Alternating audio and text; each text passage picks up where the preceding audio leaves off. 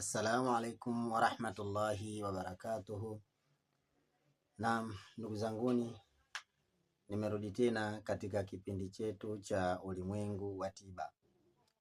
Leo nataka nikupe tiba ya moyo, kadhalika nataka nikupe tiba ya mazingira na mifumo ya maisha yako. Mtume Muhammad sallallahu alayhi wasallama ametufundisha kupitia kitabu kitukufu cha Qur'an, kupitia aya inayosomeka katika Qur'ani suratu Nuh aya ya 10, nasema istaghfiru rabbakum innahu kana ghaffara yursilis samaa alaykum midrara wa yumdidukum bi amwalin wa banin wa yaj'al lakum jannatin wa yaj'al lakum anhara.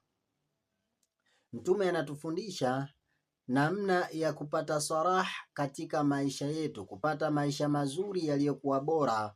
Hatuwezi tukayafikia isipokuwa kwa kudumu na istighfar. Na hii maelekezo haya yamenukuliwa kutokana na maneno matukufu ya Qur'an ambayo aliyasema Nabii Nuh. Allah subhanahu wa ta'ala akapendezwa na maelezo ya Nabii Nuh, akayafanya kuwa ni historia ya kipekee na yanafaa kuigwa pasi na mfano. Allah subhanahu wa ta'ala anasema katika aya hii, kuna umuhimu mkubwa sana wa kuleta istighfari ndani ya maisha yetu. Allah subhanahu wa ta'ala alivyosema kupitia aya hii, istaghfiru rabbakum, maana yake mtakeni msamaha Mola wenu. Istaghfiru rabbakum, mtakeni msamaha Mola wenu.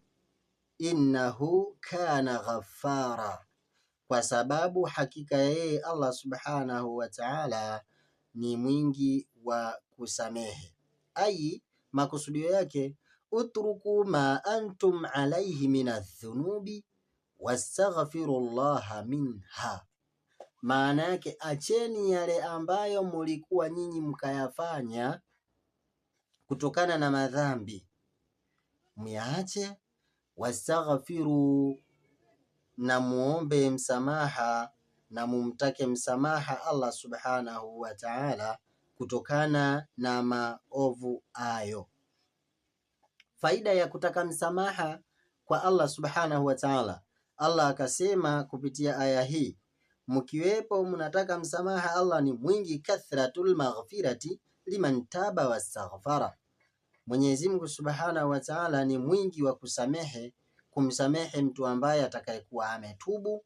Kutubu maana yake tarkul maasiya, wastighfaru ni kuomba radhi kwa Allah subhanahu wa ta'ala. Kwa hiyo ukatubu, ukaacha kufanya yale ambayo yasiyostahili, kisha ukarudi ukamuomba msamaha Allah subhanahu wa ta'ala, basi Allah anakusamehe. Faida yake itakuwa ni nini? Yursili samaa alaikum midrara, Allah subhanahu wa ta'ala atafungua milango ya mvua.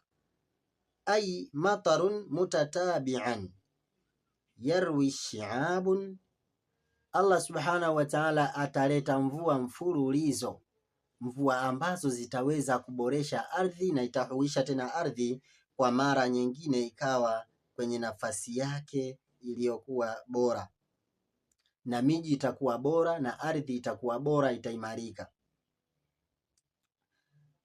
Hivi ndivyo anavyotaka subhanahu wa ta'ala. Kwa hiyo ukimtaka msamaha Allah, Allah atakufungulia mlango wa kwanza wa kushusha neema za mvua. Kame hizi zitaondoka. Leo ukame unatawala katika jamii zetu kutokana na watu watuleti istighfari kwa Allah. Lakini kadhalika wayumdidukum bi amwali wa banin, Allah subhanahu wa ta'ala mkawepo na sifa ya kumtaka msamaha, mkatubu makosa yenu mkayaacha, kisha mkaleta istighfari mkamuomba msamaha Allah subhanahu wa ta'ala. Allah ametoa ahadi kwamba wayumdidukum bi amwalin, Allah subhanahu wa ta'ala atawazidishieni nyinyi mali, mtakuwa na mali nyingi. Ai yakthuru amwalakum, mali zenu zitakuwa ni nyingi. allati tudirikuna biha, ambazo nyinyi mtakazokuwepo mnazozipata kutokana na mihangaiko yenu. Ma tatlubuna mina dunia, na mtapata matukufu yale ambayo nyinyi mnayahitaji katika hii dunia.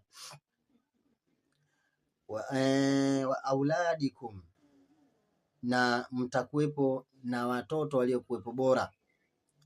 Kizazi bora kinapatikana kwa kudumu na istighfar. Mali zenye faida na baraka zinapatikana kwa kudumu na istighfar. Nisiwachoshe ndugu zanguni, tujitahidi sana kuleta istighfar.